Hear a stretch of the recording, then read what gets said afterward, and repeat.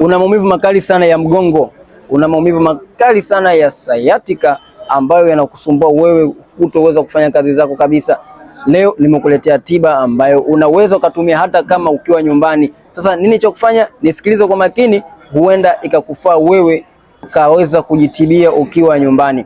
Chukua mti unaoitwa moringa saga, changanya na abdalasini pia iwe ya unga, lakini kubwa zaidi usisahau kuchanganya na asali. Paka sehemu ambayo unahisi maumivu, kwa sababu hii itakusaidia kuweza kurelease au kupunguza hayo maumivu ambayo unayahisi. Kama unapitia changamoto hii, endelea kunifuatilia, huenda ukaona video ambayo inaweza ikakusaidia hata kama ukiwa nyumbani.